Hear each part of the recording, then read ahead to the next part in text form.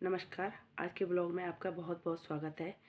मेरा जो आज का ब्लॉग है आज उन माता पिता के लिए है जो बड़ा घर और अच्छी इनकम के चक्कर में अपनी बेटी को गलत घर में उसकी शादी कर देते हैं। चलो ठीक है, हर माँ बाप सोचते हैं कि मेरी लड़की अच्छे घर में जाए और उसको कोई दुख परेशानी ना हो, तो चलो ये ठीक है। पर मेरा कहने का मतलब ये है कि अगर आपकी लड़की परेशान है, क्योंकि 1% ऐसा होता है कि लड़की अपने माँ बाप को कुछ नहीं बताती है, नहीं तो हर माँ बाप को पता रहता है कि मेरी बेटी ससुराल में दुखी है, परेशानी है, उसको मारा पीटा, उसके साथ बहुत गलत व्यवहार किया जाता है।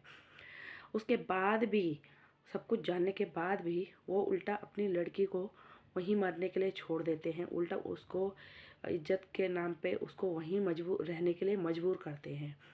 और लास्ट में जब लड़की मर जाती है तो फिर उनको ये महसूस होता है कि भाई उन्होंने गलत किया।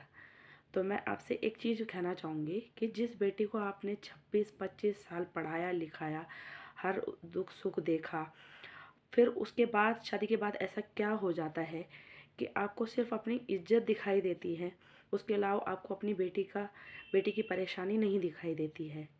तो मैं किसी को ये नहीं कह रही हूँ कि हर माँ बाप को अपनी बेटी को वापस लाना चाहिए, पर ये उन लोगों के लिए है जिनके लिए अपनी इज्जत सबसे ज़्यादा ज़रूरी होती है।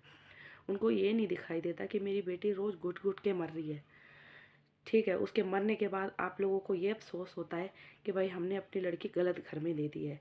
तो मैं आप लोगों से यही निवेदन करना चाहूँगी कि अगर लास्ट में मैं सभी माँ बाप से यही निवेदन करूँगी कि अगर आपको अपनी बेटी की स्थिति पता है और उसके साथ बुरा सलूक हो रहा है, उसके साथ बहुत गलत व्यवहार हो रहा है, तो कृपया ऐसे गलत घर में अपनी बेटी को बिल्कुल ना रखें।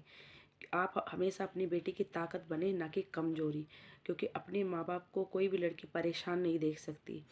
तो मैं यही कहना चाहूँगी कि जो लड़की अपने बच्चों को अकेले ससुराल में संभाल सकती है, पाल सकती है, तो उनसे अलग रह के भी वो उन बच्चों को अच्छा फ्यूचर दे सकती है। तो गलत घर में मरी हुई बेटी से अच्छा है कि अपनी बेटी को आप अपने घर में लाएं और उसको सुरक्षित रखें, उसका सहारा बने। धन्यवाद।